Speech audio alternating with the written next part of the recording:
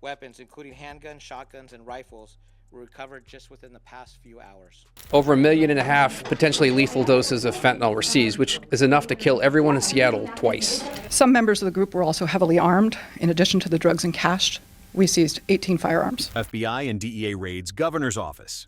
In Seattle, drugs, guns, and cash seized. In biggest crackdown, FBI and DEA agents just raided the governor's office in Seattle, and what they uncovered wasn't street-level crime. It was drugs, guns, and stacks of cash routed through government channels. This was the end of an 18-month investigation that traced Sinaloa cartel supply lines straight into state mailrooms, access badges, procurement systems, and official distribution networks. Some of the most dangerous street drugs we know were given out in major quantities as if it were candy. What agents found behind those government doors has shattered public trust and triggered a national security crisis, because the cartel didn't just infiltrate Seattle, it infiltrated the government. You're looking at a fraction of the hundreds of pounds of methamphetamine seized by the Drug Enforcement Administration and partnering agencies. This could have killed every person in every community in the Puget Sound region. The moment federal agents hit the governor's Seattle office, the entire city realized something was terribly wrong. This wasn't cops chasing dealers under a bridge. This was the government being raided from the inside. The shield wasn't just cracked. It was being worn by the people putting poison into the streets. The betrayal didn't come from outside Seattle. It came from behind a government desk. When agents breached that office at dawn, they didn't find papers and policy binders. They found 8 kilograms of Sinaloa-grade cocaine, a 9mm handgun, and stacks of cash wrapped like it just left a cartel counting table. This was not evidence. This was inventory, stored, organized, waiting to be moved. And it was sitting in the same room where public programs, budgets, and community decisions are supposed to be made. That is not corruption. That is infiltration. So this is a very significant bust, a very significant operation for the Pacific Northwest. The person inside wasn't a random criminal or a stranger sneaking into the building. This was a state-appointed official with access badges, clearance codes, and the trust of the governor's own administration. Someone who was supposed to protect the public was helping to poison it. That is the kind of betrayal that isn't just illegal, it's personal. It is the type of betrayal that shakes a city from its foundation. And here's the part that hits the hardest. The cartel didn't break in. They didn't force entry. They were invited in through access, relationships, and quiet permissions. Seattle didn't just have a drug crisis, Seattle had a loyalty crisis. And the moment those doors came off their hinges, the illusion of safety came off with them. Their investigation started 2 years ago, with undercover agents buying drugs in Tacoma, to their most recent bust in early August, which stretched across 11 different locations in the Seattle area. Not only seizing drugs, but guns and $650,000. The cartel didn't take over Seattle with gunfights in the streets. They took it over with shipping schedules, delivery routes, and official clearances. They treated the city like a distribution hub, not a battlefield. And that's why nobody saw it coming until it was already everywhere. The Sinaloa network embedded itself inside legitimate logistics. Semi-trucks moving standard freight, shipping containers labeled as produce, warehouse deliveries signed off by people with real state credentials. On paper, everything looked normal. In reality, fentanyl and meth were moving through the same supply chain that delivers groceries, electronics, and school supplies. Drugs and guns go together, and this group had an arsenal at their disposal. The 37-count indictment includes drug dealers and a truck driver from Snohomish County, King County, and Mexico. While more than a Ports in Tacoma and Seattle became the perfect cover. Too many containers, not enough inspections, constant movement. The cartel didn't smuggle drugs around the system. They moved drugs through the system. They didn't hide in the shadows. They hid inside official shipments that nobody thought to question. The distribution web stretched from Everett to Tacoma. Storage units, auto shops, rented garages tucked inside quiet neighborhoods. No flashing neon signs, no street-level chaos, just everyday buildings hiding a supply line capable of flooding an entire state with poison. If you're on a boat full of cocaine or fentanyl or whatever headed to the United States, you're an immediate threat to the United States. And the president, under his authority as commander-in-chief, has a right, under exigent circumstances, to eliminate imminent threats to the United States.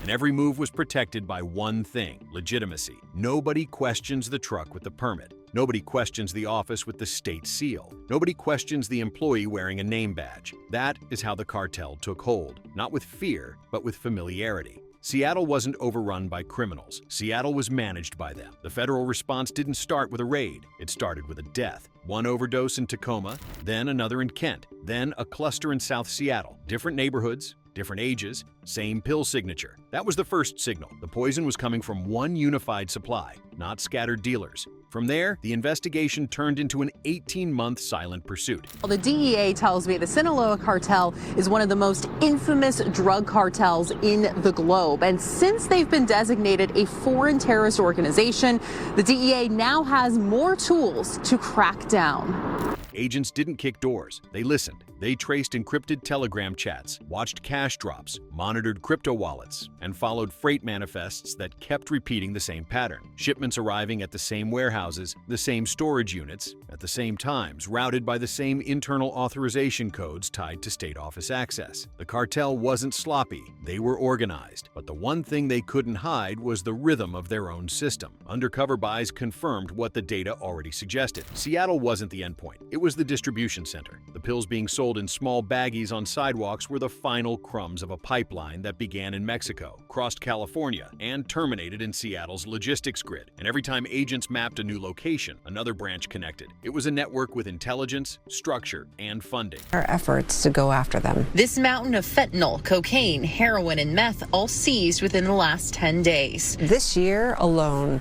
we have 48% more arrests than we did at the same time last year. And most of these arrests, says Oz, are those in controlling positions in the cartel. The evidence lined up on the tables didn't look like a bust. It looked like a supply chain. 4,000 pounds of meth, sealed and pallet-ready for movement across counties. 260 pounds of fentanyl, enough to saturate entire regions. 23 pounds of cocaine, not scattered, but sorted by purity for different distribution tiers. The volume wasn't random. It was measured. Cash was stacked in bands, labeled, logged, and grouped for transfer. Not spending money, operating capital. The guns weren't trophies or stashed for panic. They were tools, rifles with conversion kits, pistols with extended magazines, weapons positioned for continuity of movement, not intimidation. This setup wasn't hiding, it was functioning. We are seeing that we are going at a nearly non-stop rate for federal prosecutions. As U.S. Attorney Tim Corshane says there's a renewed focus on more severe charges. And because drugs drive crime, the agency says this is a crucial step to keeping our state's streets safe. Chemical drums sat alongside pill binding equipment, suggesting local finishing capacity, meaning some product was shipped ready, some was completed here inside Washington. Port documents, warehouse receipts, and route maps were arranged in the same office space where state business was handled. The shipment codes matched cargo logs at Seattle and Tacoma ports. The network was integrated, not adjacent. The conclusion was unavoidable. This wasn't street crime. It was infrastructure. A full pipeline operating under the cover of legitimate logistics, tied into the rhythms of city commerce, office access, and government permission. With the crackdown designed to send a clear message. We are coming for you. And my guys are not tired, and they're not stopping. The network traced back to two operators known by their internal tags, Vodka 42 and Kaido 31. They did not appear in street-level surveillance. They appeared in financial movements, encrypted chat headers, and port clearance logs. Their presence existed in the system, not on the street. Vodka handled money flow, crypto mixing, shell companies, offshore accounts, and fast transfer routing through Delaware and Mexico City. Transactions moved in small, rapid bursts, designed to avoid pattern detection. Wallets opened, cleared, closed, and disappeared. The trail was always digital, never physical. Kaido handled distribution logic. He mapped warehouses, shipping yards, rental garages, and suburban storage blocks. He controlled which trucks moved when, which shipments blended into standard freight rotations, and which containers were pulled early or routed late.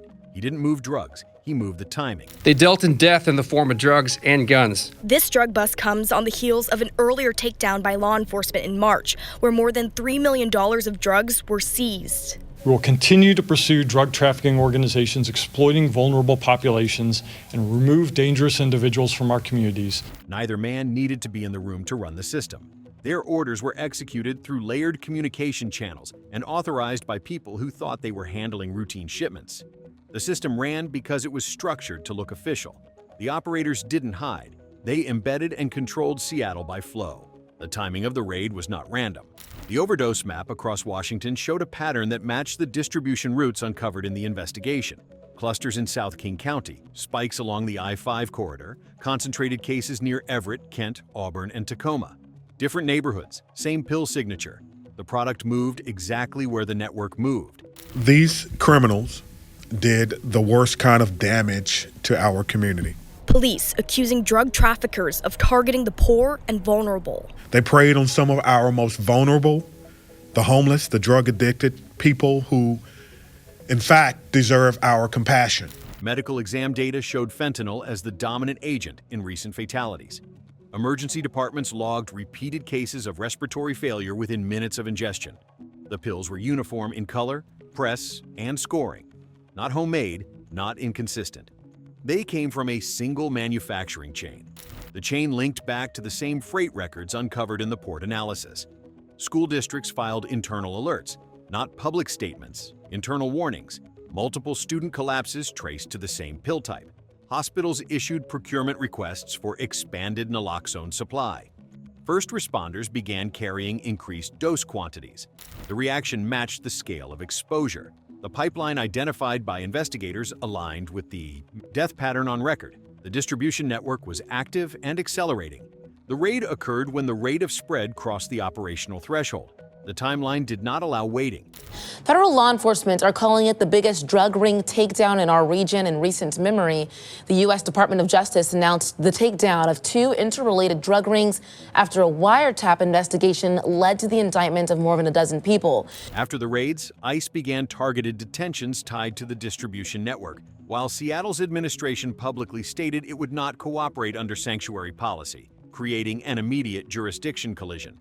Protest lines formed downtown, one side holding Sanctuary for All signs, the other holding photos of overdose fatalities traced to the same pill supply. Police controlled distance while both groups responded to the same event with opposing demands. Federal briefings described the case as internal infiltration of government channels, while city leadership framed the action as federal overreach, and neither position shifted. The divide did not emerge from ideology. It emerged from competing authority. The Sinaloa cartel peddles this poison for one reason: to make money. In this case, we hit them where it hurt. Digital forensics teams pulled data from seized phones, laptops, and car infotainment systems. The same encryption tag appeared across devices: Red Vein Protocol. The files contained warehouse logs, transit schedules, container IDs, and currency routing instructions. The system was not dependent on a single operator. It was self-replicating. After the arrests, new crypto wallets activated, new relay servers came online, and shipment requests resumed automatically. The network was designed to restart without human input. The cartel's infrastructure existed not only in storage units and ports, but in code spread across cloud accounts and offshore servers. The physical raid shut down the supply rooms. DEA is announcing a historic week-long operation dismantling the Sinaloa cartel in several different countries. This operation resulted... The digital system continued running. The response shifted to cyber operations to cut the network at its command layer, which means Seattle is not dealing with cleanup. Seattle is dealing with identification. There are officials being questioned quietly. Procurement logs are being re-audited. Badge access histories are being reviewed minute by minute to calculate who moved where and when. There are names that haven't been released yet. The case hasn't closed. It has surfaced. If you're still here, hit like so this doesn't get buried and subscribe so you see what comes next.